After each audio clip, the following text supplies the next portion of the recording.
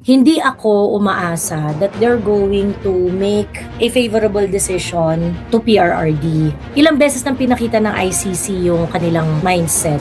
Hindi nga dapat inalaw yung ebidensya ng prosecution. What is that? News clips? News clips talaga? Sobrang bulok ng presentation ng prosecution. Like for example, sinasabi nila na kailangan na magkaroon ng trial sa ICC dahil grabe talaga yung patayan na nangyari. Hindi na makakuha ng justice ang mga pamilya ng mga namatay dahil si Boying Rimulya na raw mismo ang umamin na hindi na nga raw talaga available yung mga news reports, wala na ebidensya, wala na mga forensic reports, anything that can prove government records that can prove na may mga nangyaring ganon, burado na daw. Ganon. Yan naman talaga yung kiniklaim nila eh. Kahit naman yung mga bardagulan dito sa Pilipinas, yan yung sinasabi nila eh, na kailangan talaga mag-ICC kasi wala nang ebidensya dito sa Pilipinas, dinestroy na. And then Attorney Kaufman, in several occasions said na you cannot have your cake and eat it too. Sabi nyo, dun sa 49 na namatay, sinabi nyo pa nga yung gunshot wound based on the police report. Ano ba? Mamili kayo. Huwag nyo sabihin, may police report ba o wala? Hindi nyo pwedeng sabihin na wala ng police report, kaya dapat ICC na ang mag-hearing nitong mga kinembot na ito. And at the same time, magpe-present kayo ng ebidensya, tapos ang gagamitin nyo na proof doon sa mga patayan na yun ay police report din. 'Di ba? Ano ba talaga?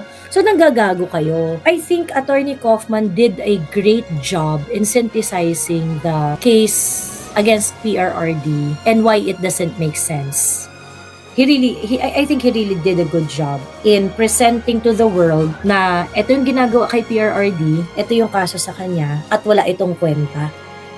Mananalo ba tayo? Pakikinggan ba tayo ng ICC? I don't think so, to be honest. The fight is never in the ICC. Ang laban po ay nandito sa Pilipinas. Kung gaano katindi i-assert ng mga Pilipino, kung gaano katindi ang pagdedemand ng mga Pilipino sa kanyang pagkabansa. Yan po ang magpapauwi kay PRRD. And how we are going to do that? We encourage the SC, the Supreme Court. We demand to the Supreme Court na magdesisyon na sila doon sa mga habeas corpus cases ni PRRD.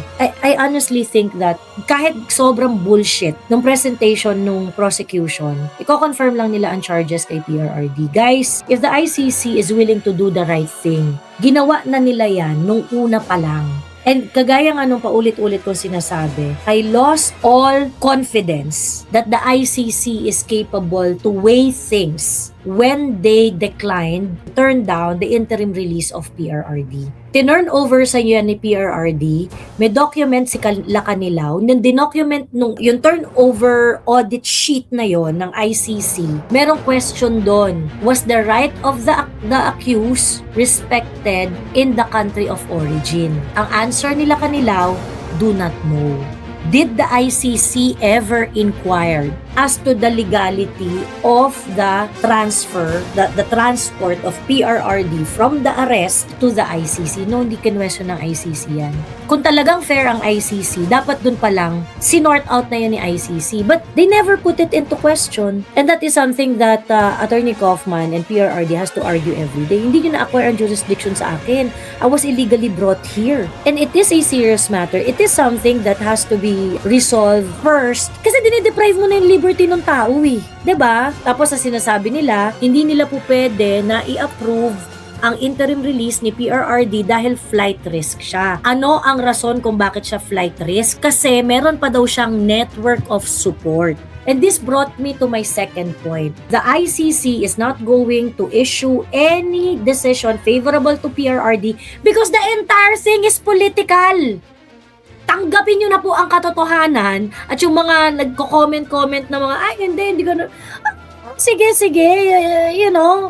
you have to present some clause of, legality na merong korte na nagtitimbang dito. Pero hindi na po, unang-una pa lang po, hindi na tinimbang kung legal ba ang pagpapadala kay PRRD dyan o hindi. Kung legal ba yung pag-deprive ng liberty kay PRRD o hindi. The mere fact that the ICC is not respecting the individual right of PRRD is questionable already. You cannot dispense justice pag dinisrespect mo yung rights ng mga tao na dinala dyan sa korte mo.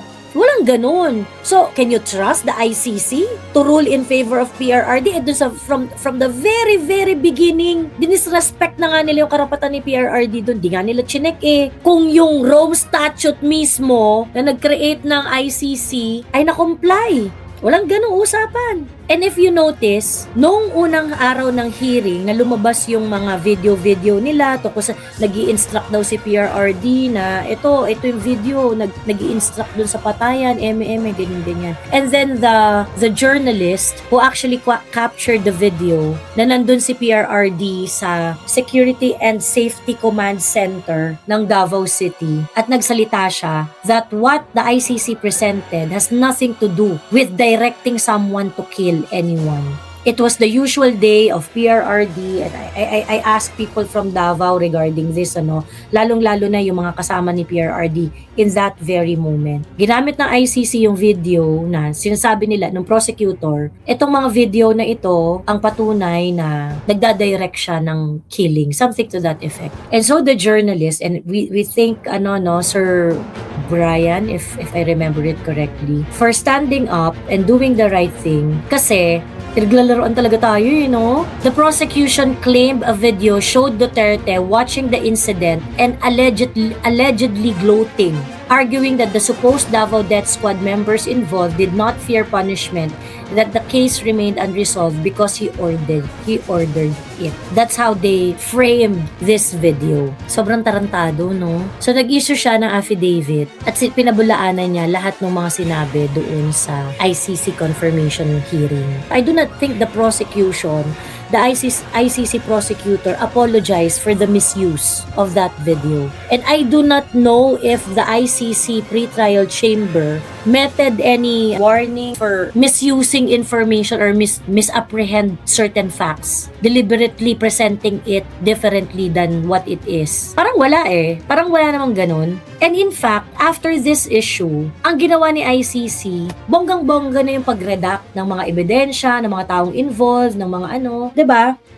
So, I do not expect the ICC to be fair. And I think they are going to confirm the charges against PRRD. Because ICC has no integrity. They have no integrity. Hi Joey, di ko maiwasang matulala na lang dahil nawawala na ako ng pag-asa na makauwi si PRRD dito. Napaka-unfair at baboy ng sistema dito sa bansa natin, sabi ni Mega Mochi. I feel the same, sa totoo lang. I feel the same.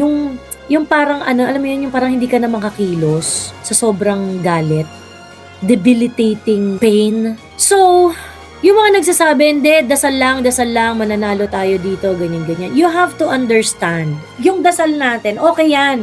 But we also have to do something.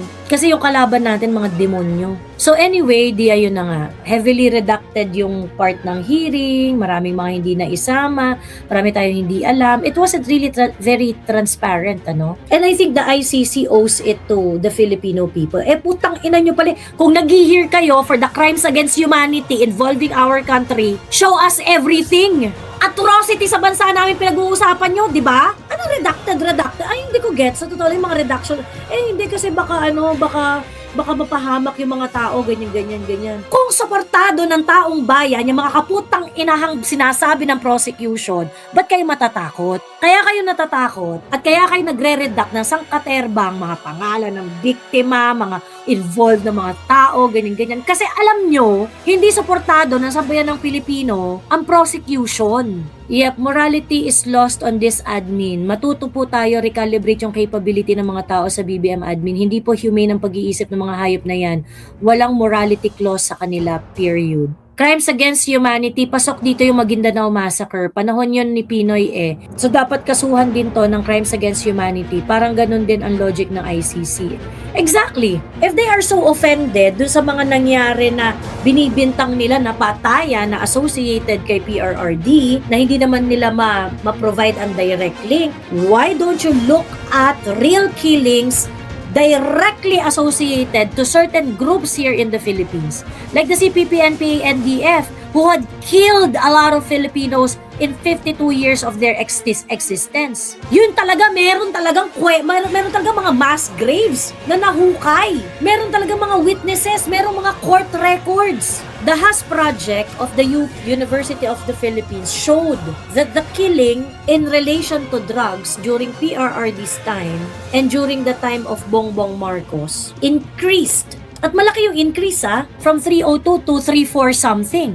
So if you are telling us that PRRD committed a crime against humanity by the sheer number of deaths in relation to drugs, di pa natin napapatunayan yung yung direct link niya then why did ICC find anything offensive under BBM administration? Sasabihin nila, kasi wala naman ng jurisdiction ng ICC kay BBM kasi hindi na tayo member Ay di ba nag-iisip si BBM na bumalik sa ICC? Bakit hindi magsalita ang ICC tungkol dito? 'Di ba? BBM, kung nag-iisip ka na well, you have to do that because we are going to investigate.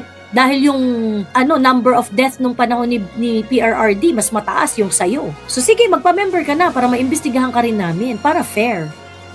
'Di ba? Now, ladies and gentlemen, ang ICC po, paulit-ulit kong sasabihin, ay isang institusyon na merong questionable funding. Ang ICC ay funded in two ways. Number one, through the contribution of the member state. Itong contribution na ito yung galing sa percentage ng contribution ng mga member state na kung saan pinoproject ng ICC kung magkano yung gagastusin nila for a certain fiscal year. Itong unang source ng ICC funding, lagi itong nirereklamo ng ICC that it only covers the office operation. Hindi raw yun nako-cover yung mga yung investigation cost, yung mga ganyan. Halos ang nako-cover lang niyan ay barely enough to sustain yung kanilang operational requirements. So, pambayad ng tao, pambayad ng opisina, pambayad ng mga kung ano-ano, ganun. I already discussed this in my previous lives. So, yan yung unang source ng ICC ng kanilang pera. Contribution from the member state in which ipoproject ni ICC every year kung magkano yung pera na kailangan niya. At sa puntong ito, marami nagtatanong sa ICC na, bakit ang liit-liit ng hinihingi ninyo? Kung nag-i-investigate kayo on certain things, ang mga certain na bagay na feeling ninyo, kailangan nyo bakit hindi nyo i-factor in doon yung gastos? Bakit ang liit masyado nung hinihingi nyo? Kasi parang pang-opisina lang siya But there is a another way for ICC to fund its affairs. And that is by accepting money from other countries, accepting donation from other member state or non-member state, accepting money from non-governmental organization, and from individual donors. Ano ibig sabihin yan? Pwede silang tumanggap ng pera kahit kanino. At ngayon, ang mga bansa naman, ang mga individual at mga NGOs, ba't ka magbibigay ng pera sa ICC kung wala kang agenda? That is a criticism na hindi ma-overcome ng ICC. Kaya nga naku-question ng existence ng ICC na yan Because it's not sustainable. How can you operate independently if your funding operates that way? You are barely maintaining your office and then you can only investigate on matters kapag may perang nakalaan para dun. Kasi hindi naman sapat yung yung original source of funding nila, yung contribution, hindi naman sapat yun Sa dami ng mga kaso na meron ng ICC, ba't nila bibigyan pansin yung Pilipinas kung walang nagpondo para imbestigahan ang Pilipinas? So ICC should be very, very transparent. Are the Filipino people paying for that trial? Diba? So how can you trust a tribunal na walang pinagkukuha ng sariling pera? And also, nakakatawa dahil etong si Attorney Butuyan, nagsalita siya kung bakit hindi dapat bigyan ng interim release si PRRD. At isa sa mga reasons niya kung bakit hindi dapat bigyan ng interim release si PRRD is because sa Pilipinas, meron daw around 162,000 na signatures na ipinasa ang mga supporters ni PRRD sa Supreme Court. Bakla unang-una, hindi lahat yon Duterte supporter. Yung iba doon naniniwala lang talaga sila na mali ang ginawa ng gobyerno kay PRRD. Hindi lahat yon Duterte supporters. Many of those who signed are people who just simply believe that what was done to PRRD is incorrect. Pangalawa, di ko maintindihan dito kay Butuyan kung abogado ka ba talaga. Ang ginawa ng mga pumirma sa signature campaign ay pag-exercise ng kanilang kalayaan na mag-express at humingi ng tulong sa Korte Suprema para i-address ang grievances na nakikita ng sambayan ng Pilipino. What is fucking wrong with that? Why are you going to use civic actions like this negatively as if kami yung gagawa ng gulo? So, ang mga DDS, hindi bawal nang lumapit sa Supreme Court at humingi ng tulong? Ganun ba, attorney? Sa totoo lang, yung mga ganitong moment, ito yung mga moment na hindi ako nanghihinayin na bumagsak ako sa bar eh. Sa totoo lang. Yung hindi nakaka-proud, talaga? Abogado kayo? It's just a license. It doesn't mean kapag ka merong abogado ka, it doesn't mean makabayan ka. Kagaya ni Attorney Butuya na nakalimutan na yata niya kung kanino siya nag-oath, kung kanino ang kanyang fealty. Di ba nung nag-oath ka, ang fealty mo nasa 1987 Constitution, in which people like me and those who signed the petition to the Supreme Court are just exercising their rights and they are entitled to it. So ngayon, gagamitin mo yung fact na yan na patunay na ay hindi po pwedeng palayain si PRRD kasi sobrang dami niyang sumusuporta. Meron siyang network of support. At pag meron siyang network of support, mahihirap, flight risk na siya. Ganun pala maging flight risk. Dapat maging masamang tao ka. Dapat walang may gusto sa'yo para hindi ka flight risk. Pag maraming nagmamahal sa'yo at maraming sumusuporta sa'yo, flight risk ka. Amazing. And this is exactly what they are trying to feed us. This is how they are trying to psychologically silence us. Gini-guilt trip tayo nito mga putang inang to eh. And I've seen that from day one. Naalala nyo noon, ang gusto nilang gawin, kasi rally kayo ng rally dyan sa Duterte Street, ay labas kayo ng labas. Pinapakita nyo kasi strong yung support ninyo. Nagpapakita kasi kayo sa Katerbang rally. Yan yung reason kaya hindi na-approve ng interim release ang ICC. It is another proof how biased ICC is. This is a major proof that the entire ICC thing is political. So ang gusto ninyo, para bigyan nyo ng interim release si PRRD, kailangan i-abandon na namin si PRRD at wag na namin siyang suportahan. Ang gusto ninyo, hindi na siya mahalin ng tao para hindi na siya flight risk.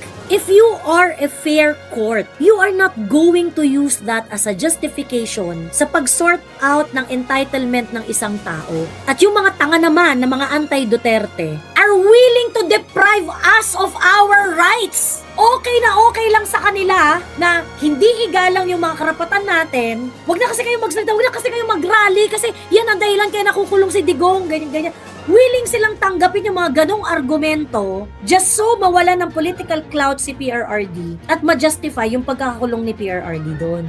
Anong klaseng Pilipino kayo? Anong klaseng tao kayo? And this is the reason why I will never ever trust anti-Duterte people. Kaya nyong mag-twist ng logic, kaya nyong babuyin ng karapatan ng kapwa nyo Pilipino mga putang ina nyo para ma-justify nyo lang yung mga kababuyan na ginagawa ninyo just so you get back to power.